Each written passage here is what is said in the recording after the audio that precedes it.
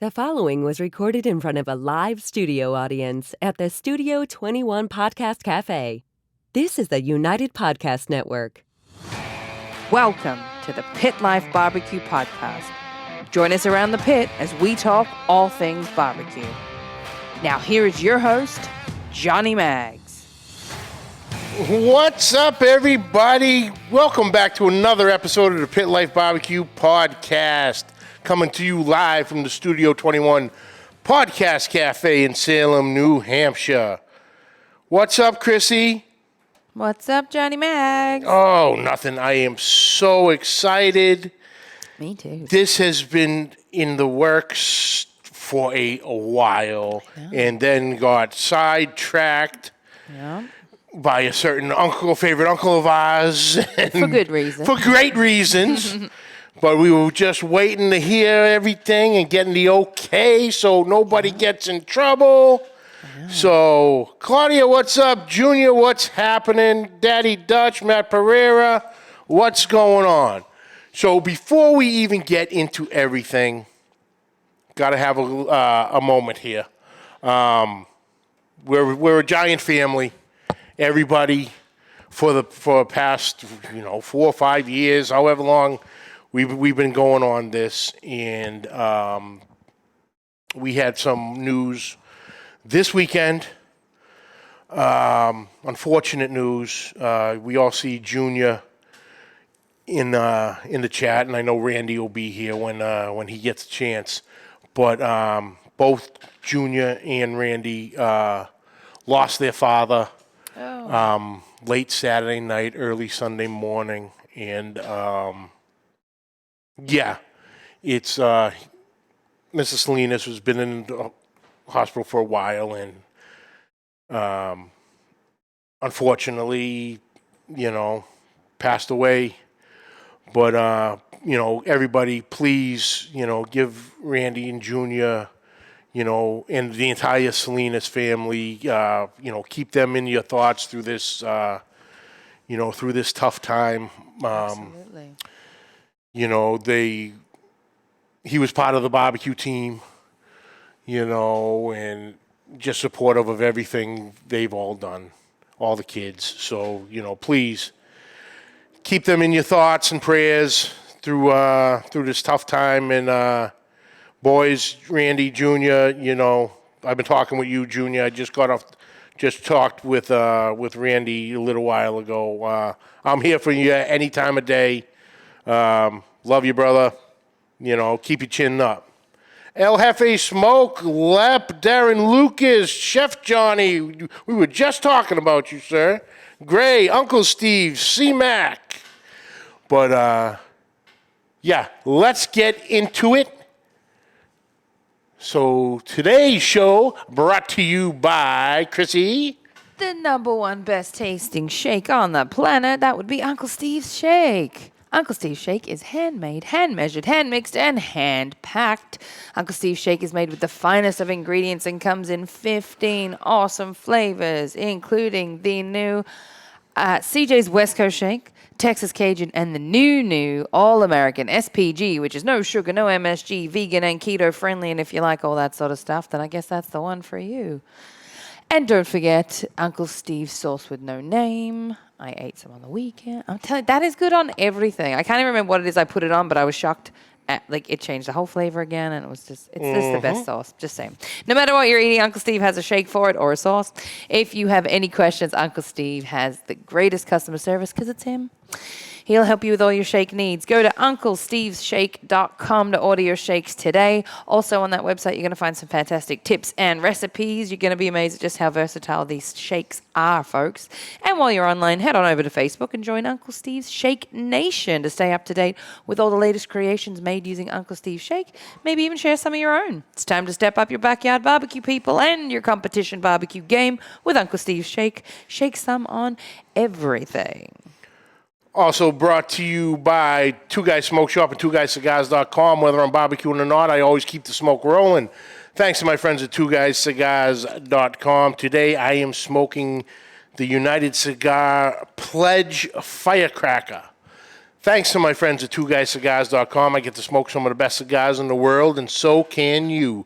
Just visit twoguyscigars.com for your perfect barbecue companion. That's the number 2, guyscigars.com. Today's show also brought to you by MagnaChef Gloves. Whether you're the family grill master or a professional pit master, quality tools make it easier for you to be your best at that grill. Longtime firefighter and founder of MagnaChef, Al Infante knows a thing or two about fire management.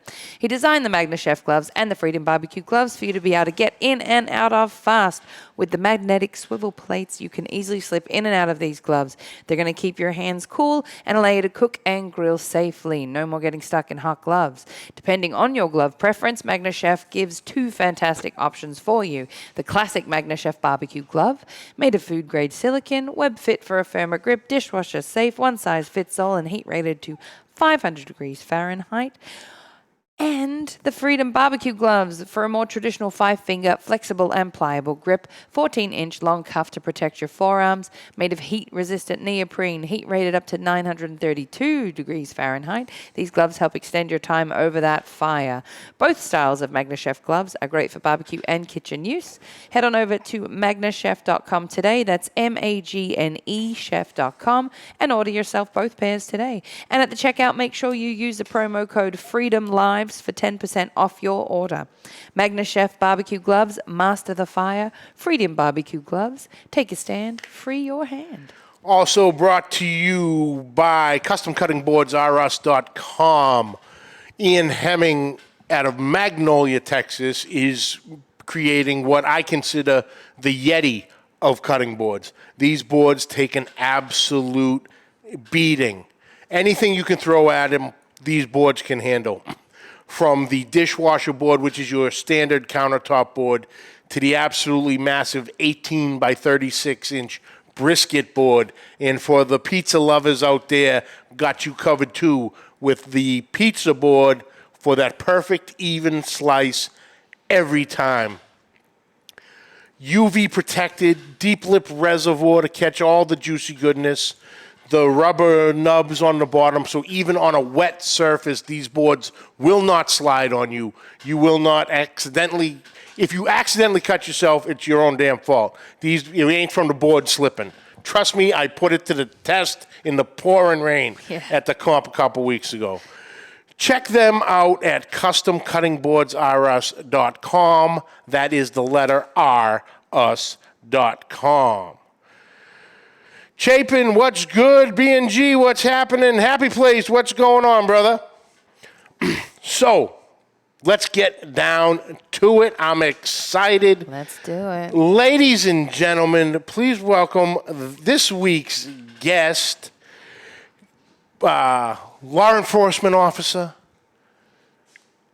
caterer, barbecue lover, barbecue enthusiast, and now out in the open, Netflix barbecue Showdown champion from the great state of Iowa, Big T himself, brother Thyron Mathews. What's up, Big T?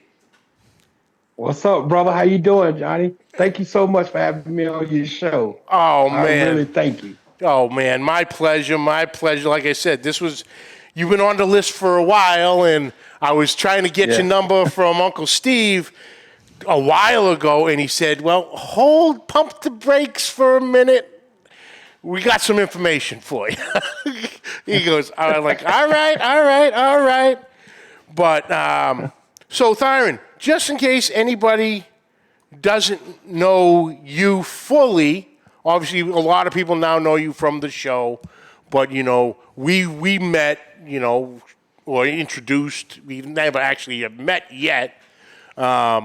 Yes. 4 or 5 years going on now, but through your TNT Barbecue and Catering YouTube page, tell us a little bit about yourself, what you do, and your barbecue journey, and how you got into everything we love, live fire and smoking.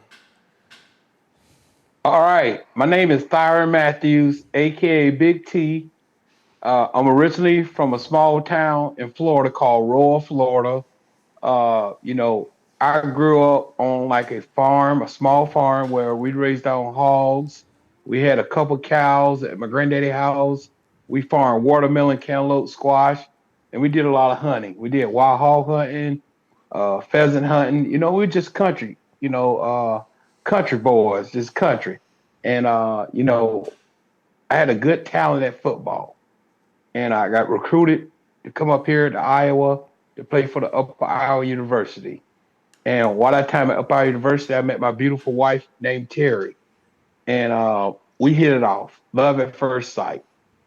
And we started barbecuing to help raise money for churches. We was going to this little small church, and it was me and a guy from Corpus Christi named Tori. So me and Tori started cooking, just anything to cook. I especially was chicken quarters because we were broke. So we used to cook like, chicken quarters a case was like $12. So we'll get like 3 cases of chicken quarters thrown in this big old smoker. And when we got a slab of ribs, we were like floored, because a slab of ribs at the time was $4. So we're like, oh my goodness, that's a sacrifice.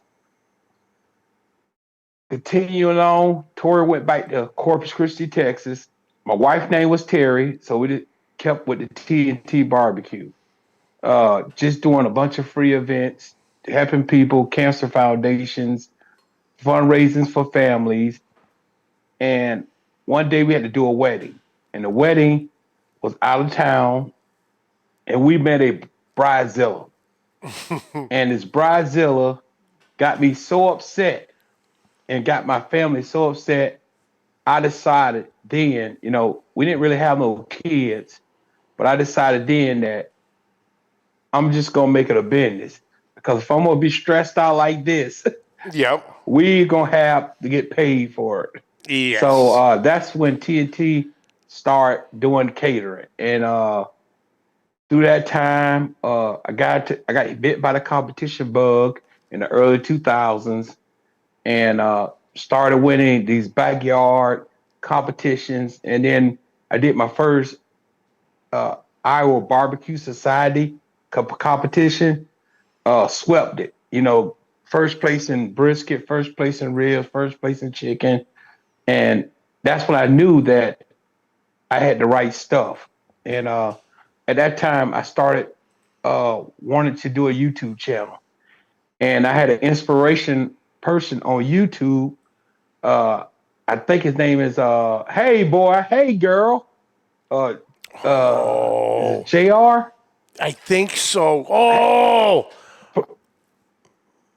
Oh, come on. Hey boy. Yeah. I know exactly who you're talking about. JB. Yeah. Yes. So, hey boy, hey girl. I used to just love that guy. Still do. I miss him. So I was just like, I was telling my wife and my kids, I want to try YouTube. So we got the church little iPad, and we started just shooting YouTube videos, and just basically it was just something I could have to leave my kids a story about me. That was my basis on YouTube. No financial, no nothing. It was just, this is a story that I don't have of my father. My dad was a great father, but he didn't take pictures because we were poor. Yep. So I have opportunity to leave something that you can have for the rest of your life. So I start leaving the YouTube videos. And during that time, I just more and more intrigued into barbecue. And here I am, kind of now. Beautiful. And that's beautiful of, set up the legacy for the kids and, grandchildren, further generations down the road, Yes, sir. But, we all kind of have that same, when we got started and, whether we grew up in it or, with our fathers or parents or grandparents, aunts, uncles, the tradition continues, which is fantastic. Yes, sir. Yes, indeed. So you got the catering after the Bridezilla. Yes. and you've been rolling ever since. Now you do Yes, sir. between the YouTube and now Facebook. I know you do a lot of lives when you're doing cooking on Facebook and things. One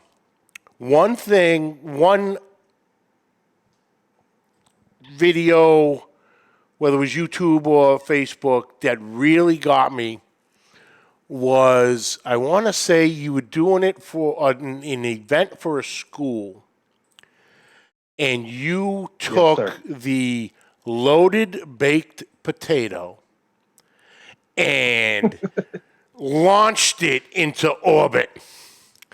You had everything. Now, they were massive potatoes, so you know what I'm talking about. So yes, sir. Yes, sir. What's the name of that particular dish, the ingredients and everything that go on this dish, and how were you a crazy scientist and actually came up with it? So, my brother from another mother, his name is Rick. He's a YouTuber. I met him doing YouTube. His name is Meat Stall. He got a barbecue sauce called Meat Frosting. Mm-hmm. So one day we was just bouncing stuff off each other, and he said, "Man, why don't you try a loaded potato?" And I say, "Well, my loaded potato got to be a true loaded potato." So we put our heads together, and I say I got to get something almost 2-pound potato, and we need butter. So we had the parquet, we had the SPG, and then we had the pulled chicken, we had the pulled pork, we had the brisket, and then we're like, that's not enough. We had the cheese, then we had to put the beans on it, and then we needed a name. So my wife said, just put a real bone in it, and we could name it after our alma mater, the Peacock Strut. The peacock and the strut. So the feather was the rib sticking up. So we call it the Peacock Strut. And then I topped it off with my mustard sauce. I have a mustard sauce called Royal Gold because it's from the small town called Royal, Florida. Yep. And then it's gold. It's a mustard sauce. So I named it the Royal Gold. So I went over it with the Royal Gold, and then I went over it with my sauce I named after my dad, Brie. Mm-hmm. So we mixed that together, and that potato was a hit. And unfortunately, we had to charge $20 for that potato, but we sold out. We sold 40 potatoes in 2 hours. Plus everything else. Oh yeah, but that not for nothing. $20 for that potato is one heck of a price. That's worth every penny and then some. You have literally a barbecue platter on a baked potato. It's, the Peacock Strut, baby. The Peacock Strut. Oh, that's fantastic. Oh, Ken Smith, what's happening? Dan Kimball. And there's Daddy Dutch. Good old Ricky Farmer. Absolutely. Oh, yes, sir. So here's the story about me and my vending business. When I was younger and I wasn't an administrator at the sheriff's office, I was just a young officer at the sheriff's office in the jail. Me and my wife wasn't working. So we used to go to different events, and I remember it being so expensive to eat. So I vowed that I wasn't going to be one of those. You were going to be able to come to my trailer and feed your family.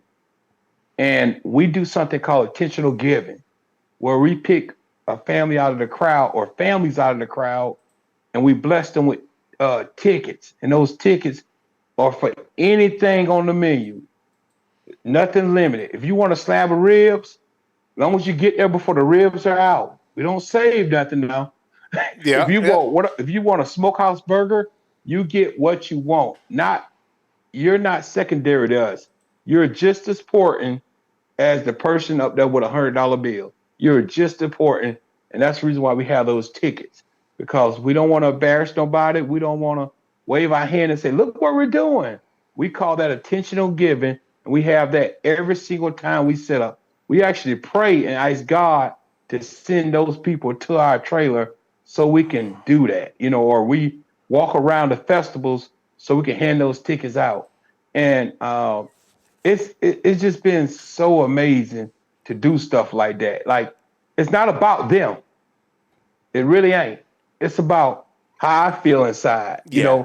It's a natural high. You get like, that's my crack. Oh, that's wonderful. That's wonderful, T. Mad Max, what's going on, brother? But yeah, the vending, the channels, what would you say is the most? I think you actually just answered it. But what's probably the most important thing that you've gotten out of barbecue? Whether it's, meeting people or being able to do what you do, what would be the most important, even if it's a lesson learned, what's the most important, best thing that's from you gotten out of barbecue? The best thing I got of barbecue is put me in a position so I could be a help to other people. And a blessing to other people and be a blessing to my family. Because in order to bless somebody, you have to be blessed. You can't squeeze juice out of a turnip. Mm-hmm. You have to have the juice in order to give juice. That makes sense. Yep. So money is not everything, but finances is something that you need to make these wheels move for people.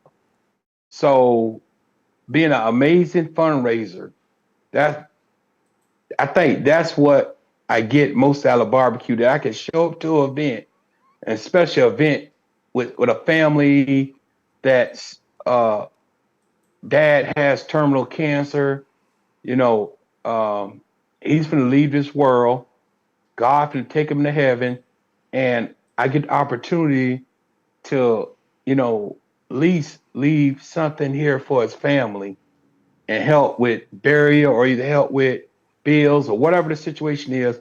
And me and my wife come with that game plan, come with that motivation, that rush, and talk to the crowd and tell the crowd, hey, we don't want nothing to jingle. We need everything that fold. I'm like that deacon that take up money in the church that begs. I'm like that deacon, like, hey, we take credit cards. We take everything. Let us decide what's enough. Absolutely. And all they can do is tell me no. Like, I know people that go to those fundraisers, and I know they have money, and I ain't gonna lie to you, I'm kind of rude with it. Hey, man, I know what you do. Man, you better not put $20 in this bucket. You better put $100 bill, and I got the camera in their face. Yeah. Hey, a little persuasion from time to time don't hurt. And Uncle Steve is so amazing. Like, we did a cook for the Dollars for Scholars. And Uncle Steve reached into his pockets and made a huge donation to a community that he don't even live in. And that's here in Owine, Iowa.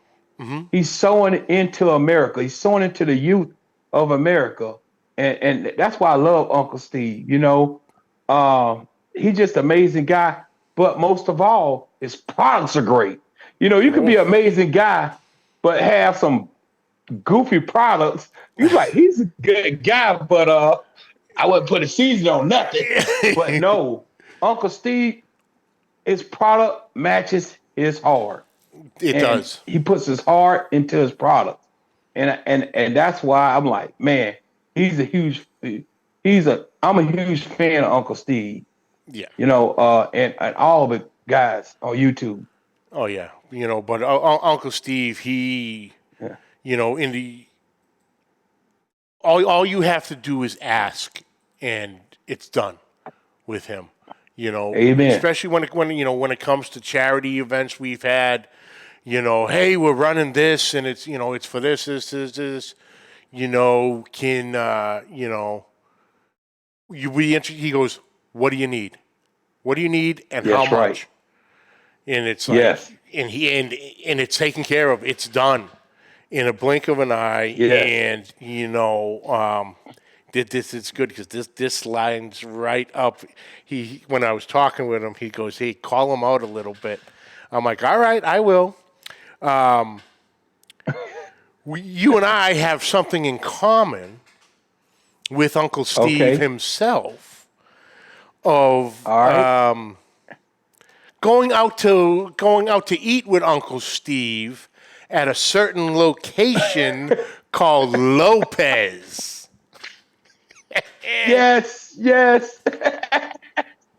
Well, everything was amazing with Uncle Steve, but the bridge. I'm a bridge person. I don't like bridges. Yeah. I don't like bridges. I don't like mountains. So that place was amazing. Yeah. I got the fajitas. Oh my goodness. Yeah. It's the best. Yeah, it's Tex-Mex. It's awesome. Because we had gone down last October when I drove down to Texas to pick up my new pit, and we stayed a couple days with Uncle Steve in Houston, and then we all went to pick up the pit, and he's like, "Come on, we're going to lunch." Where are we going? He goes, "Lopez." I'm like, "Oh, I'm in," because I know that all the boys he took all the boys down there the year before when they all came into town for the rodeo, and it was phenomenal. Everything about it. Oh my goodness. It was so delicious. And then we all went back this year when we went down for the rodeo. And this is where the call-out part comes. So, forgive me. Don't, but Uncle Steve said, that you had mentioned something about coming down to the Houston Livestock and Rodeo. So will we be seeing you there this February? I just want to say, in February, all we got is white sandy beaches all over Iowa. Yes. It's the coldest and the shortest month of the year. Of course I'm going to be in Houston, Texas. Yes, brother. Yes. All right. Is the Lord's willing, I'll be there or be square. Hell yeah. And I'm pretty sure there'll be Lopez on Wednesday evening. Wow. Maybe me and Kent try to hook up and drive down there or something. I put that F-350 on the road. Hell yeah, brother. Yeah, it was a time. I was trying for the past couple of years to get down there, and life just kept getting in the way. And then it literally fell in the lap, literally last minute. It might have been, maybe 3 weeks before. So maybe the end of January, beginning of February, I was able to pull it off. So we, made it happen and got down there, and what a time. What an event. That Houston Livestock and Rodeo is no joke. It is a completely different animal than any other barbecue competition any of us have been to, competed at, seen on TV. It is wild. It's a small city. Oh, my goodness. 250-plus teams, Champions Row, all private tents and parties going on. Oh, my goodness. It is wild. It took up the entire parking lot of the Houston Texans football stadium. You know, that's how massive I the can't place wait to is. be there. It is Wow. wild. But speaking, Uncle Steve drove us by there. yeah, you can see it from the highway. That entire parking lot area, all the way around the stadium, is the cook-off itself. It is insane. Wow. It's insane. Wow. But speaking of competitions, let's get into Yes, the Netflix barbecue showdown. How did you get involved in the show, and what was your experience, I suppose, you know, if you want to call it the tryout process that led to getting on the show? So my wife was one of those persons like, you need to go on a TV show. And I'm like, honey, I don't want to fill out no more paperwork. You know, when I get home, I just want to chill. So my wife was like, you're going to sit down here, you're going to fill out this application. And you went, So we filled out yes, the ma'am. application. We filled out the application and we did a couple Zoom calls, Zoom meetings. Yeah.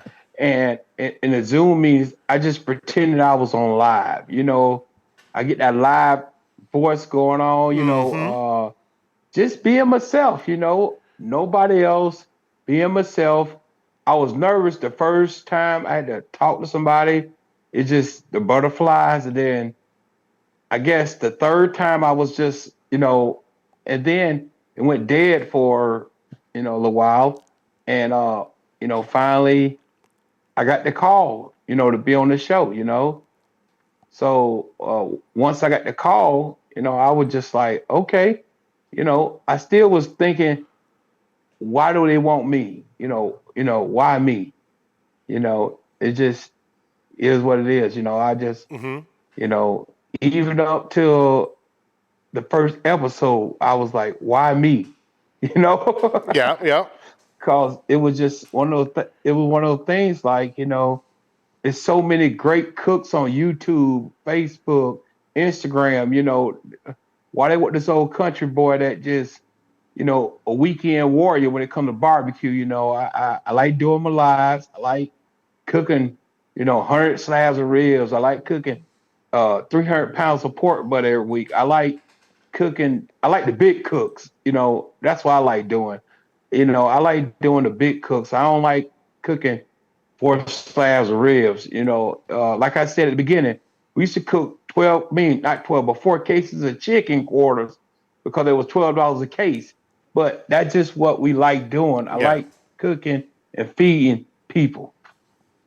Nice. So the competition itself was wild. You know, I watched season 1 and I fell in love with it. And so I was super excited when I found out you were going to be on season 2. And they run you through the gauntlet. They really do. And my first question is, what is the feeling like to, obviously you had it on day 1. So you, at the end of it, you sit down, you present your challenge and everything you cooked. What's it like to sit there in front of Kevin Bledsoe and Melissa Cookston, 2 OG barbecue gangsters, and to have them you know, giving their opinion of what you do? Is it a trembling moment to watch them take every single bite and then to hear what they have to say? Well, here's it. You know, people say you got butterflies in your stomach. I had buzzards. I had hawks. It's just.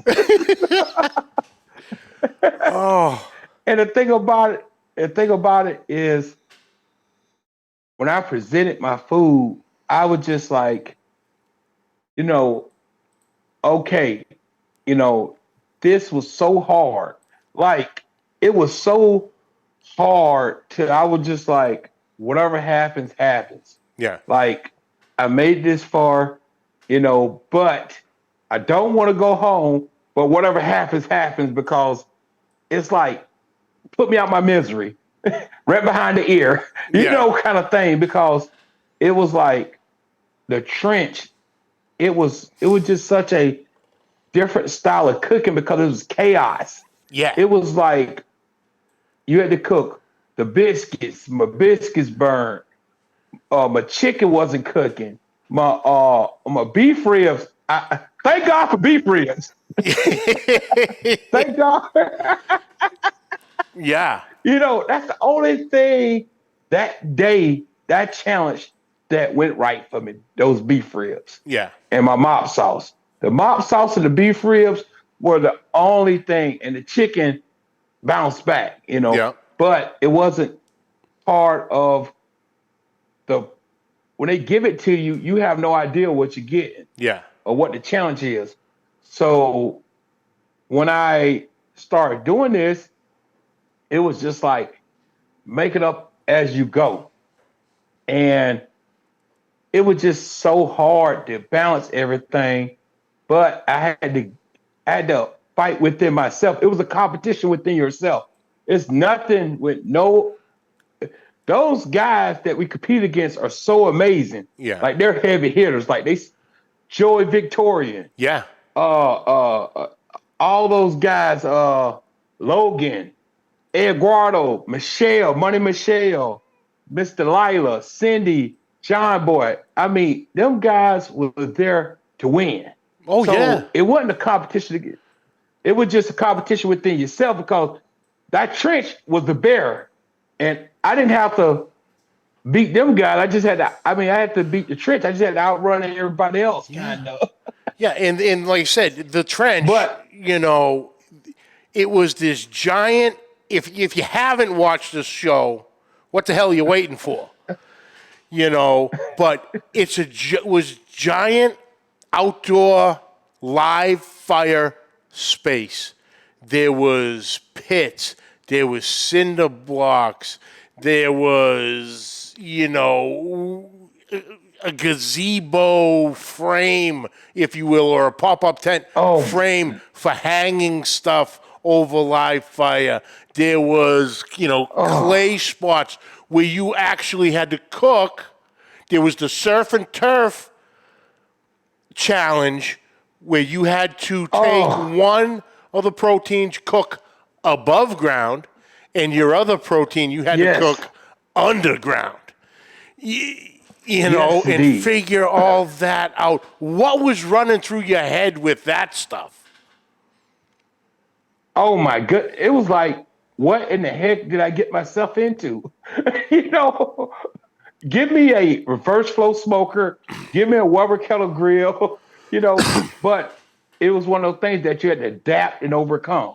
Yeah. So, thank God for, just watching all type of YouTubers. Yeah. I may not be interested in open fire cooking at the time. Now I'm a huge fan. I got the utmost respect for open fire cooking. But on social media, I always paid attention to everybody. Like Greg from Ballistic Barbecue. Mm-hmm. He does some Santa Maria style cooking. T-Roy Cooks, he does some open fire cooking. So I kind of watch those guys. And when you watch a YouTuber, you study everything, even though you're not learning. So I had to fall back on some stuff that I seen on YouTube to kind of, even to understand what I was cooking. Because you went into the meat locker, it was food there that I never heard of before. Like, I think I cooked branzino. Yeah. Italian sea bass. I'm from Iowa. What the hell is an Italian sea bass? Oh. So with that being said, I had to really depend on University of YouTube, University of Food Network database in my brain to figure things out and to rise above, because basic pork, basic chicken, basic style of cooking. It just wasn't that. This was totally out of my wheelhouse. Yeah. Plain and simple. Yeah. Now, what YouTube channel or Food Network TV show taught you how to cook on a freezer? Oh no. that Holy shit. I saw that, T. I'm like, oh boy. yeah. On a freezer, a deep freezer. You cooked on a deep freezer. They took all the I love smokers and just put stuff out there. There was a freezer. There was a dryer. There was a file cabinet. You had to make a smoker out of it and cook your challenge on that. But oh man, you were the first one. This is up my alley. Yes. Let's go. But that shows your knowledge, your understanding of smoking and cooking with fire, of what you needed, be like the diffuser plate. And you were even explaining it to the other contestants. Well, you put your coals and your fire here, and then you have this is the diffuser plate, and everything sits on top, and you go. But yeah, that one was wild. Because everyone's like, what's he cooking on? I go, he's cooking on a deep freezer. And then when you had the vents on the bottom, you were stuffing it with tinfoil to control the airflow. And even Kevin Bledsoe had the other host was asking, what's he doing? He goes, he's stuffing that to block airflow to control his temperatures. And it was great to see that. So that was po people cooking. The Pofo. Hell yeah, brother. When I grew up in rural Florida, nothing went to waste. No. That was my first contraption cooking on, was a deep freezer. So you already had it in your mind. My mom had one. Bro, it was like God smiled on me. Like, that was my Weber kettle grill. Yeah. Oh, man, that's awesome, T. So, T, we're up against the time here, but I got one last question. Yes, sir. What went through your head and your body and your soul when Kevin and Melissa are standing in front of you and Kevin says, Thyron, you are the barbecue showdown champion? You almost collapsed on video, on the watching it. Your knees buckled. You dropped a little bit, and Logan caught you. Yes, he did. Just to see myself and at the time go through that trial. I mean, it was ups and downs, changes and turnarounds. It was a competitive battle within myself. And you had all those great contestants that's battling with you, that you would develop a relationship with. And you had to control your emotions, because when they were sad, you were sad. When they was happy, you were happy. So all that, plus, Logan is such an amazing guy. Like, when they said I won, it was like, I was like, oh my goodness, but it wasn't like Logan lost. It was like, I survived. Yeah. I survived. That it was like a relief, like I made it. I survived. I'm good enough. And it was like a relief, and it was a thank you. And to be honest with you, I was just happy that I was still standing. I mean, to be honest with you, because I wanted to jump up and shout and hallelujah, thank you, Jesus. I wanted to be excited, but my body was like, try that. Try to watch what happens. You will go to the hospital today. I dare you. The more you mess around, the more you find out, boy. Try me. Hell yeah, brother. So with that being said, man, it was an amazing feeling. It was proud. It was really like I made it. And if I can just describe it, it was just my wife. It was a wedding day. It was a giving birth to the kids kind of situation. Okay. It was one of those emotions that is like it was the umami emotion, like the word umami. You just can't explain it. Yeah. A taste. It was a umami emotion. It's hard to explain the emotion, but it was just such a relief, and it was just like I made it to the finish line. Beautiful, and, brother. And not even I made it to the finish line. It was like we made it to the finish line. My wife, my family, my friends, my YouTube brothers and sisters.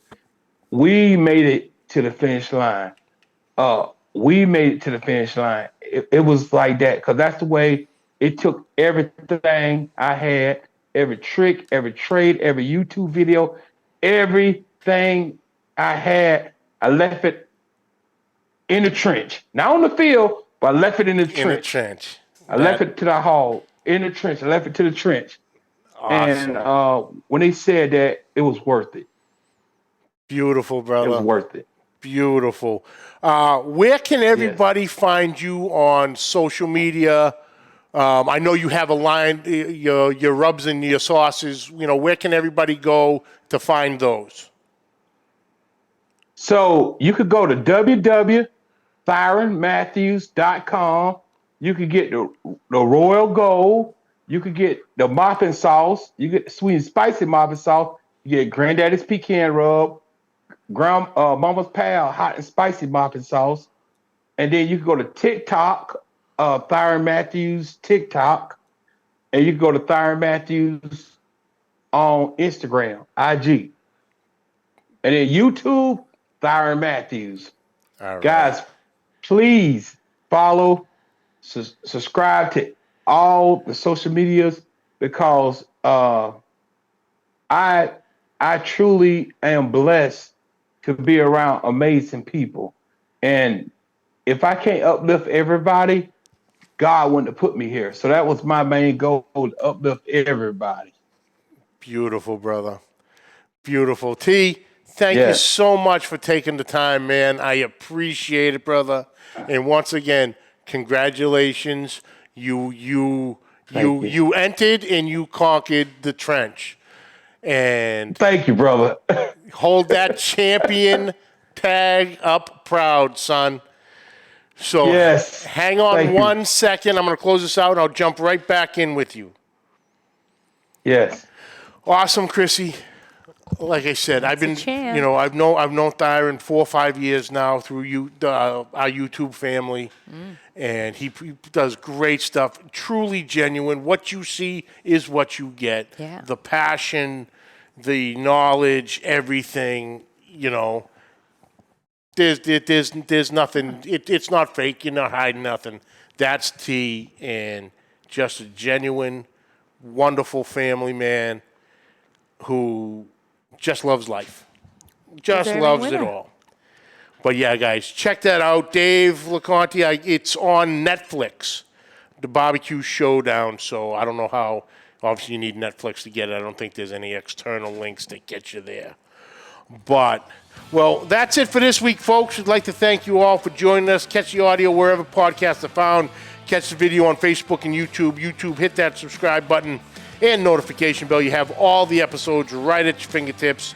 Find all the social media links listed down below. Questions or comments, please send them to Pit Life BBQ Podcast at gmail.com. And like always, subscribe, like, rate, and review. Hit that share button. And until next week, keep the smoke rolling. The views and opinions expressed by the hosts, guests, or callers of this program do not necessarily reflect the opinions of the Studio 21 Podcast Café, the United Podcast Network, its partners, or affiliates.